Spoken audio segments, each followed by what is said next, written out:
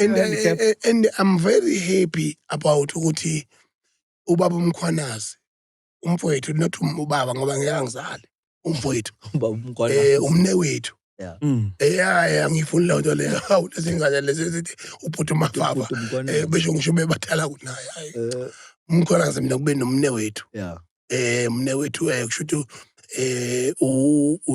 uphuthu omdala Umkhwanazi ngiyayibonga into ayenzile uGeneral Mkhwanazi ubulala iDurban July kuyacaca ukuthi bekuvele kuumhlangano wamasela yini ukuthi after iMadlanga Commission ne-announcement kaMkhwanazi last year July and then the Durban July get completed. No one is willing to spend. No one is willing to do anything. And then ithande July unala waba uhulumeni ngaphezulu kwabantu abawu-government. Bengagcwelanga? Abegcwele lapha kuThandi July. Begcwele ukudlula iDurban July. Mina ngiyaqala ukubona mina uNkulunkulu lento ayisho kudala eBhayibhelini ekuthiwa udeka itafula phambi kwesithazana indebe yami yachichima. Ethi ngachitha icebo labacebalo. And leyo nto leyo ngijabulelile mina ukuthi kuphakame into yabantu ababebukele ngaphansi eWithande July because it's genuine. And iDurban July is proven beyond the doubt that it's never been genuine.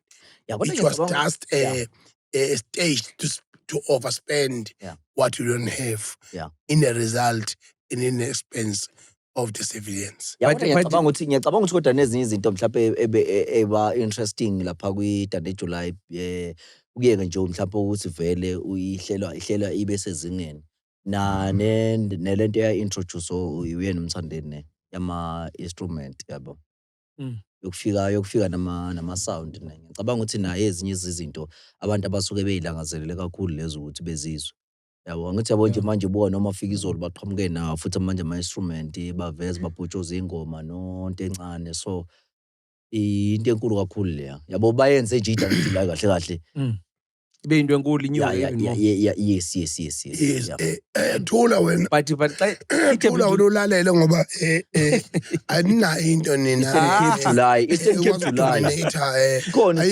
ayikho impondo mseJuly lapha ibizwe izulu July yona iDurban July hayi man into endifuna uyibuza phofu mandi understand bengekho mina uyazi lento esho njalo lesithutheni sesingayishintsha thina into siyibisizwe July hayi izulu July enye into efuna ngitsho khona mfana awuyithuli uPondom nje abantu uyiPondom se nguzimasa vabaza lento lena amagama asangene kanjena uzimase vambambanza vabaza ukuchaza ukuthini ukuthi zimase it means umuntu ukhubazekile njengawe mana ke kuba nenkulumo ke yabona bani nibuza into ezininzi ubuya phi la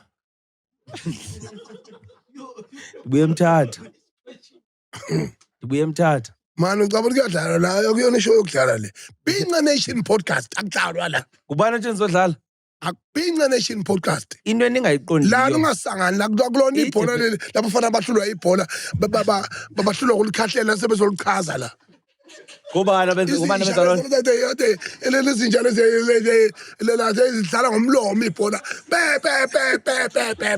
oSteve Lokelana lo mfana lo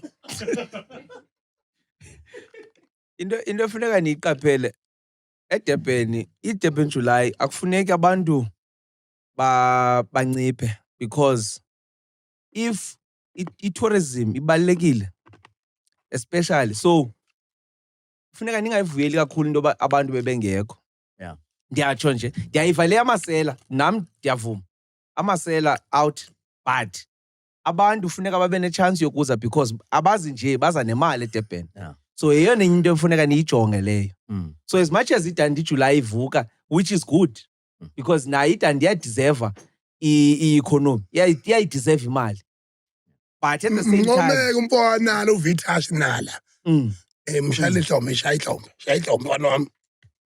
Hayi ushaya ijuice man. Bethi ingqondo. Yabona ndiyakwazi uthetha isiXhosa. Yakuva. So Inkosi. So yenye into efuneka ijongwe leyo general eSouth Africa. Yeah. Because sonke siyadependa on each other. And loo nto iyasinceda uba sisebenzisane because whether lapha eGoli, whether kuseThekwini, whether kuseBhayi, whether kuseGqeberha, eMthatha, noba kuphi, nditsho naseMangaung, siyadependa on each other as abantu abahlala apha eSouth Africa sonke. So i-economy funeka ispread. So ndiyayivuyela into yoba idandi nayo iyavuka because kudala ndava kusithiwa ngedandi July and imane inyuka every year. But at the same time funeka singa-celebrate uba hayi bengekho bantu eDurban because i-problematic laa nto. Yeah. Because bakhona abantu abajonge iDurban July for ukwenza imali yabo because beyazi uba kuzawuza abantu. So yenye into efuneka siyijonge naleyo. Umcimbi omkhulu okhona kunina ngapha e-Eastern Cape. Umcimbi omkhulu. Bakhona ama-tourist. Yeah, bakhona zibaninzi. But mainly bazindawo. But you've got iBerlin November, which also kujarhwa amahashi ngaseBerlin phaa between iQonce neMonti. Oh yeah. It's a very big thing. Yenzeka ngoNovember yona. Yeah. Yeah. Very big thing. Hayi. Ayingabe siyayazi. Ngeke siyazi. Buka nje uchaza kanjani ngedandi nelokunjani. Uyabona ukuthi Yayazi njena idandi ndithini. Manje ke le ni very big thing. Kaloku nizivezile nina uba niyihoyanga enye into uba yenzeke eKZN aniyihoyanga.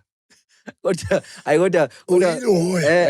Aniyijonganga. kodwa mfethu kodwa yazi iyahlekisa yona ihoya yase-Eastern Cape yase-KZN ayisoze manje yaphela kodwa ayisoze.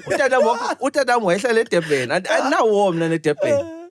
So I don't have any issue. Yeah. It's more like Mana ke mfowethu ke ngoba singancokola kodwa and then do you know that is one of the very prominent figure in Eastern Cape.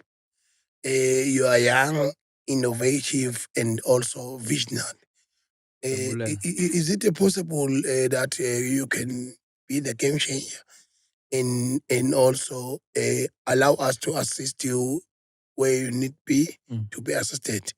Because as things the Eastern Cape is a preliminary, and then kube khona into ekwazi ukwenzeka e-Eastern Cape igcine iphoqa ukuthi ibe nethongo South Africa yonke. Here in KZN kwaba nama-establishments ama-SATMA award and then akwazi ukuyohlala e-Eastern Cape 3 years aye Northwest aya somewhere kodwa sinayo into yasuke e-Eastern Cape iyathola i-South Africa yonke or into eyenzeka e-Eastern Cape bese iheha umhlaba wase-South Africa yonke.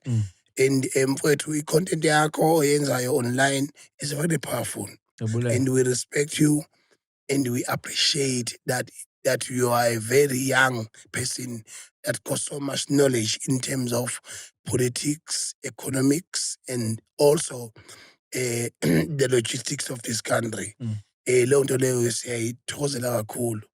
We can joke about anything, but the reality must be told. So is there any possibility that you can establish something? Because one of the major things is that when you think you are young, I am old, or someone is older than us, labo bantu labo, they are the one who have to implement things. No one knew that in France, a young man like Kylian Mbappe can make history of the World Cup as young as he is. But the legendary people that have been there, even in 1998, when they won the World Cup, they are still there. Never make any change in the world. But now, we are here. Any change that can happen, it must made by you in Eastern Cape. Uyavakala mfowethu. Into yase-Eastern Cape ifuna abantu base-Eastern Cape bagoduke. Babuyele ekhaya. And loo nto Eastern Cape. kaloku abantu abaninzi bathi xa begqibe umatric bahambe. Abanye baye eKapa, abanye baza apha eRhawutini, abanye baya kwi-Free State. Lento esilulayo amagwelekwele ba amagwelekwele kwamanye ama-province abantu baseNkeba bayifuni i-Eastern Cape. Yeah. Amathuba awekho Eastern Cape ingxaki for abantu Akuphi abathile. amathuba? Akhona kwezinye indawo amathuba. Kuziphi indawo? Khona apha eGoli amathuba, Yeah, khona naku- eFree State, khona eKZN, khona Western Cape. Yini ezingabe khona amathuba e-Eastern Cape ninolwandle. Ingxaki ima You appointed zakubasela. i-Durban kanye ne-Richards Bay. Zakubasela.